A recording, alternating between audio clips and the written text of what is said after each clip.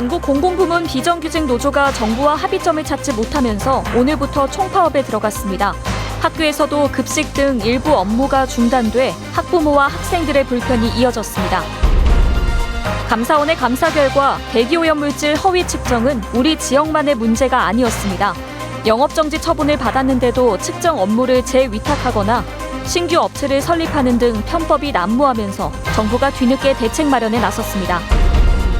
정부의 예타조사에서 부적합 판정을 받았던 순천 마그네슘 클러스터 조성 사업에 청신호가 켜졌습니다. 관련 시설 구축에 국비가 반영됐기 때문인데 대기업의 공장 매각과 기업 유치 등 다양한 변수에도 관심이 쏠리고 있습니다. 이번 달 개막을 앞둔 세계 수영선수권 대회에서는 다양한 종목들이 선보이게 됩니다. 특히 물속의 발레라고 불리는 아티스틱 수영이 스포츠와 예술적 요소를 더해 관람객들에게 친근하게 다가설 것으로 기대됩니다. 시청자 여러분 안녕하십니까? 수요일 밤 여수 MBC 뉴스데스크 시작합니다. 전국 학교 비정규직 노동자들이 총파업에 돌입한 오늘 지역 학교들도 곳곳에서 학사 운영에 차질이 빚어졌습니다.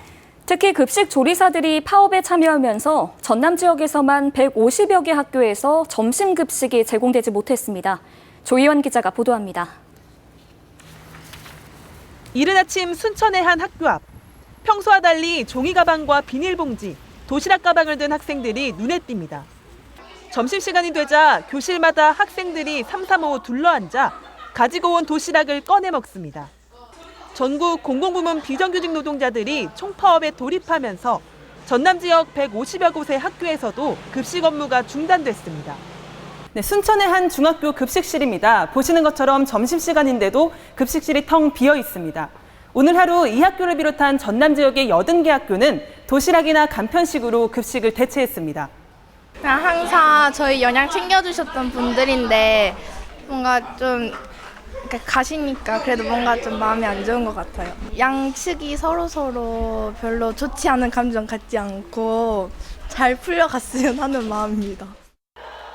노동자인 동시에 학부모인 학교 조리사들 역시 아이들을 굶기고 피켓을 드는 게 마음이 아프다고 말합니다.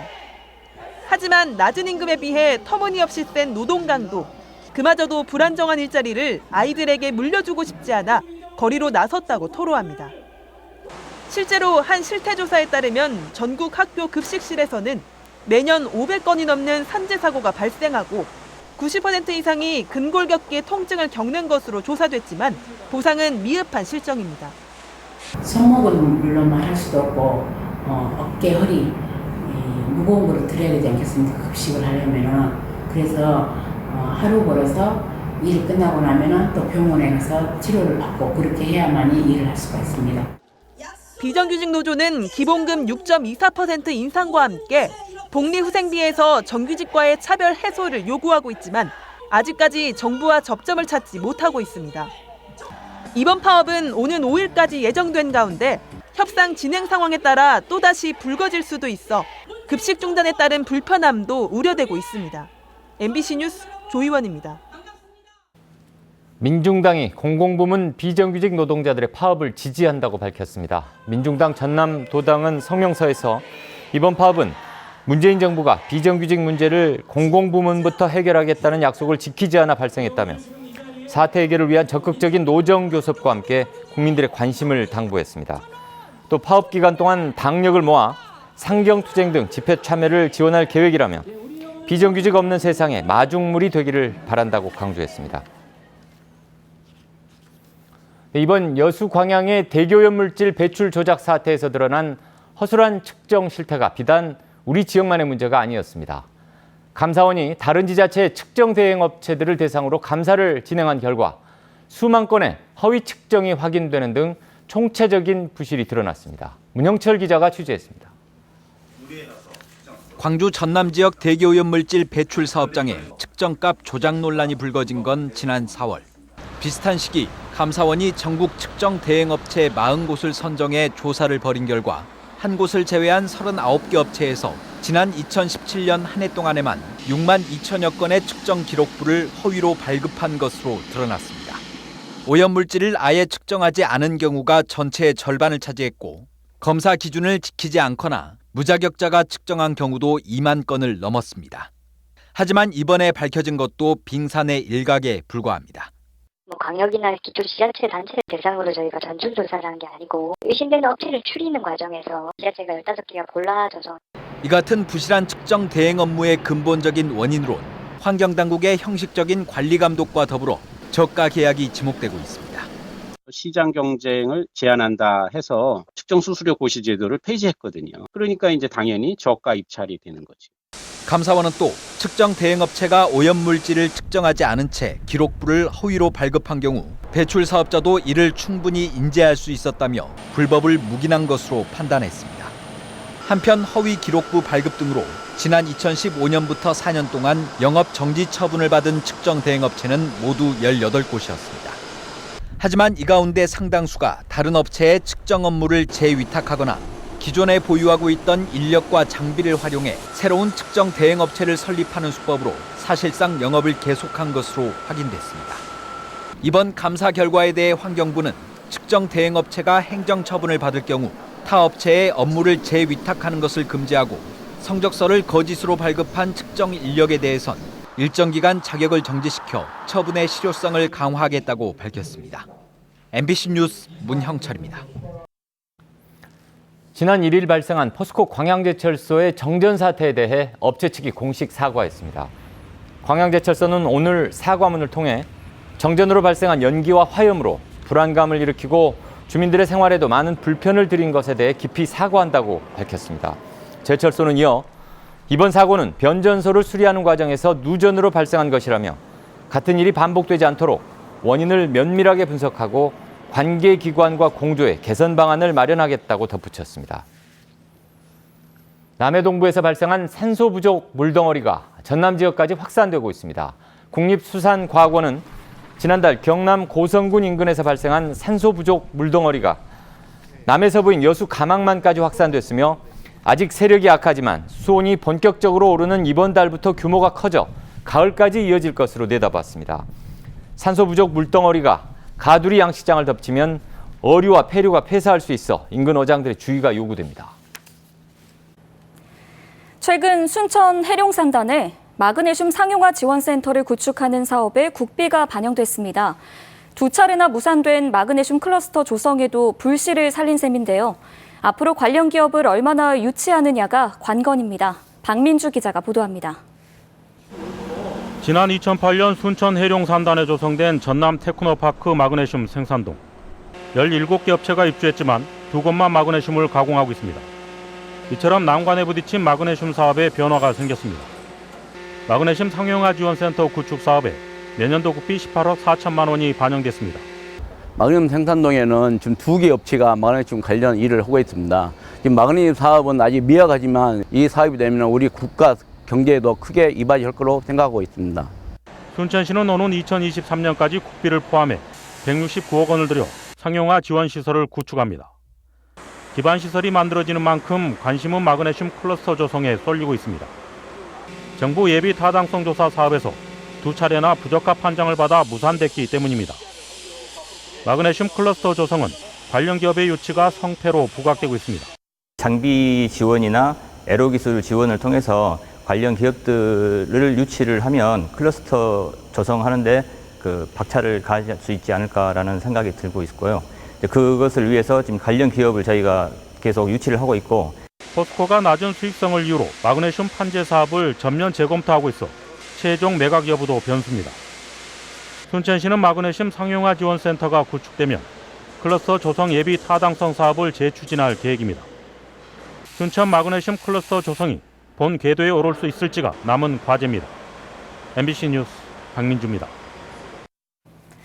내년부터 전남 도내 모든 시군이 농어민들에게 수당을 지급하기로 했습니다.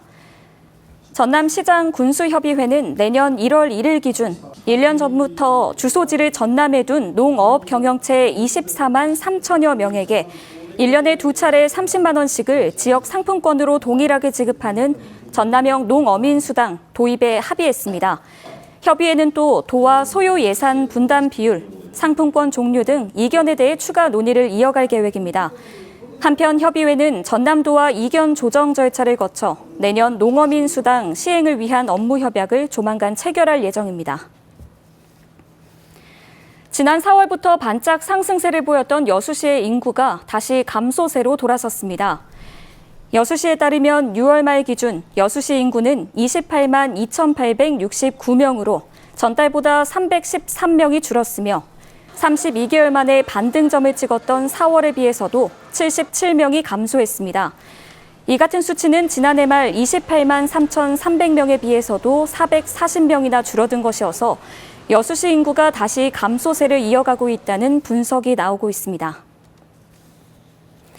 올해 순천만 국가정원을 찾은 방문객이 300만 명을 넘어섰습니다. 순천시는 지난해보다 46일 빠른 오늘 국가정원에 300만 번째 방문객이 입장했다고 밝혔습니다. 지난해 순천만 국가정원에는 545만 명이 다녀갔으며 순천시는 올해 연말까지 관람객 600만 명 돌파를 예상하고 있습니다.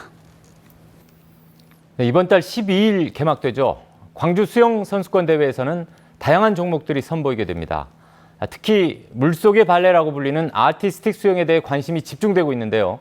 송정근 기자가 소개합니다. 8명의 선수가 물속에서 음악에 맞춰 탈군무를 선보입니다. 수면 위를 박차고 올라온 선수의 멋진 공중 연기가 이어집니다. 물속의 발레라고 불리는 아티스틱 수영. 부다페스트 대회까지는 싱크로나이즈드 수영이라고 불렸지만 이번 대회부터는 예술성을 강조한 아티스틱 수영이라고 명칭이 바뀌었습니다. 인원수에 따라 솔로와 팀, 그리고 혼성 경기 등 모두 10개 종목으로 나뉘어 경기가 진행됩니다. 물에서 하는 스포츠이죠. 그리고 예술적으로 아름다워야 되고 또 기술적으로 난이도가 높아야 되고 또 높게 사람의 능력을 뛰어넘는 높게. 아티스틱 수영은 선수들의 높이와 힘, 그리고 아름다움에 포커스를 맞춰 관람해야 재미있게 볼 수 있습니다.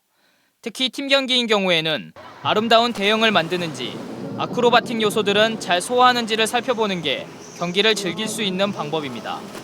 아티스틱 경기는 러시아와 중국, 우크라이나 등이 전통적인 강으로 분류되고 있고 북한 선수들도 참여한다면 다크호스가 될 것으로 예상되고 있습니다.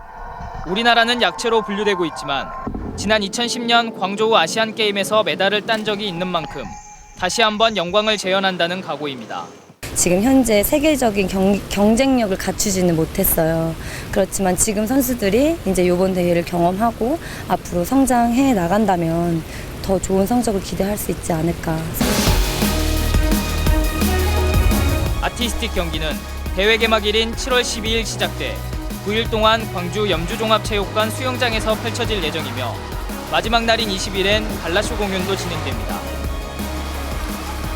MBC 뉴스 송정근입니다. 해양경찰이 세계수영선수권대회 안전한 개최를 위해서 대테러 훈련을 실시했습니다. 오늘 훈련은 여수에서 개최되는 오픈워터 수영 경기에 대비해 여수 엑스포 해양공원 인근에서 여객선에 테러범이 잠입해 폭탄을 설치한 상황을 가정해 실시됐으며 220여 명의 인력과 다양한 장비가 동원됐습니다. 전라남도 의회가 오늘부터 8일간의 일정으로 제333회 임시회를 개회했습니다.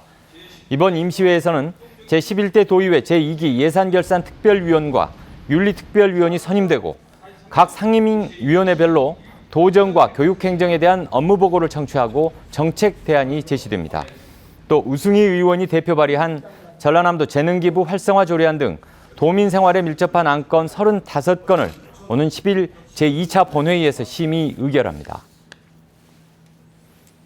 제8대 순천시 의회가 개원 1주년을 맞아 시민에게 힘이 되는 정의로운 의회를 지향해 나가겠다고 밝혔습니다. 순천시 의회 서정진 의장은 기자회견에서 제8대 의회 들어 조례안 129건을 포함해 모두 225건의 안건을 처리했으며 집행부에 대한 견제와 감시라는 본연의 기능을 수행하고 있다고 밝혔습니다.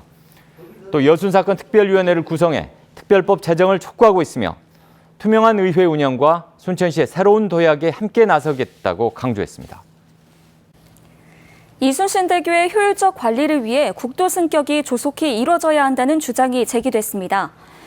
전남도의회 민병대 의원은 오늘 건의안을 통해 지난 2013년 이순신대교가 완공된 뒤 지금까지 시공사 부담으로 14차례의 보수가 진행됐지만 하자 보수 기간이 끝나는 2023년 이후에는 전남도와 여수시, 광양시가 막대한 비용을 분담해야 한다고 강조했습니다. 이에 따라 국가산단의 실질적 수혜자인 정부가 체계적인 유지 관리를 해야 한다며 이순신대교 국도 승격 촉구 건의안을 청와대, 국회 등에 보낼 계획입니다. 여수 지역 해수욕장과 지정 피서지가 이번 주말부터 일제히 개장합니다. 여수시는 오는 6일 만성리와 방죽포, 장등 해수욕장 등 지역 내 해수욕장 5곳과 무술목과 모사금, 웅천 칭수공감 등 피서지 3곳을 개장해 다음 달 18일까지 운영합니다. 여수시는 올해 운영에 대비해 지난달 28일 편의시설 정비가 마무리됐으며 안전요원 30명을 5일부터 현지에 분산 배치할 계획입니다. 광양항 율촌 일산단의 항로 준설이 마무리돼 대형 선박이 안전하게 입항할 수 있게 됐습니다. 여수지방해양수산청은 수심이 낮아 해상사고가 우려됐던 율촌 일산단 진입항로 2곳에 사업비 300억 원을 투입해 수심을 10에서 12m로 준설했다고 밝혔습니다. 해수청은 이번 진입항로 준설로 입출항 선박의 조수 대기 문제가 해소되고 선박이 안전하게 입항하는 데 도움이 될 것으로 기대하고 있습니다. 순천시가 대한민국 균형발전 박람회와 연계해 전국 사회혁신과 대국민 공모전을 개최합니다. 순천시는 오는 9월 25일부터 3일간 열리는 2019 대한민국 균형발전 박람회를 앞두고 전 국민을 대상으로 지역 현안 해결과 균형발전 아이디어를 발굴하는 공모전을 개최합니다.